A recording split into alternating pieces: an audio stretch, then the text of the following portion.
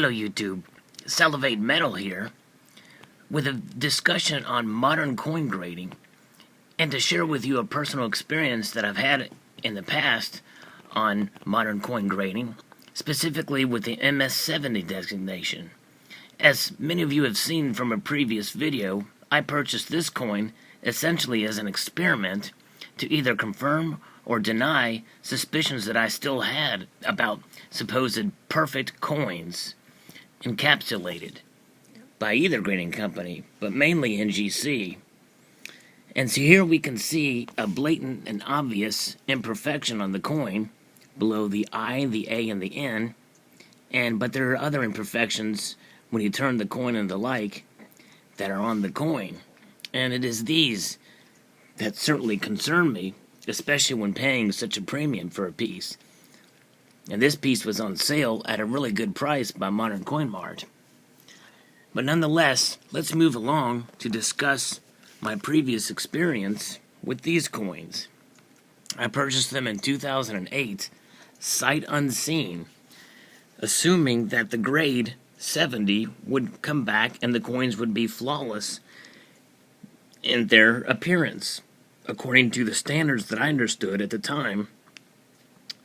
And so, nonetheless, these came in the mail, and I noticed almost immediately, and it's a bit difficult to see here, and to point them out to you without actually turning them and looking at them a little closer, but these aren't quite as obvious as that which is on the saltwater crocodile. But nonetheless, they are there, and there are imperfections. So what I did is I sent them back to NGC, but before I did so, I consulted with a very knowledgeable coin dealer who has worked with NGC in the past, and he agreed with me that both coins were most definitely not MS or PF70 examples. So we sent them back, and they came back to me in the same holders with the same numbers, with an explanation that these were indeed perfect according to their standards. So I called and talked to the president of the modern coin grading department of NGC, and he explained to me that these coins indeed were 70s because they contain no post-production imperfections. Now, to me, that raises a question, because logic would entail us to come to the conclusion that if that is the case, then every single modern graded collector coin, unless there is a blatant and blaring error or a scratch or something that comes from a die crack of some sort, would be a 70.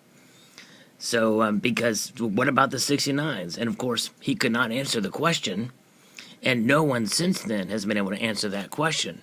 So that has certainly soured my taste for buying perfect coins, especially from NGC, but I've also seen some from PCGS as well. And it goes back even earlier. I purchased this coin in 2005, and I've looked at it pretty closely back then, and it looks pretty good. I've not really seen any problems with this, so they do seem to get it right from time to time. But nonetheless, here's another one that I purchased at the time. It's a silver dime that's graded 70, Ultra Cameo, and I bought it sight unseen, and also with the assumption that it would be flawless.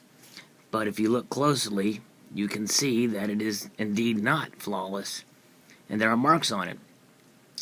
And people say, well, you're being too picky.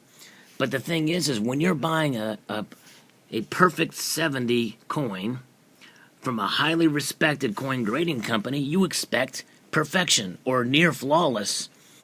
And when I use the term perfection, I mean based off some definitions of the PF and MS-70 grades, definitions that we will look at more closely in my next video. But nonetheless, perfection is pretty difficult to achieve, but flawless in terms of details to the naked eye. And this leaves us with a very valuable lesson for us all to take in, and that is some advice that Argent Agent 47 gave me that I already knew long before he told me, and that is to buy the coin and not the holder. So I would caution anyone making any purchase of these modern coins online, if they have the PF or MS70 designation, does not mean that they are flawless coins or without imperfections of some sort. So with that being said, I'd like to extend a multitude of gratitude to you all for watching. Please rate, comment, and subscribe.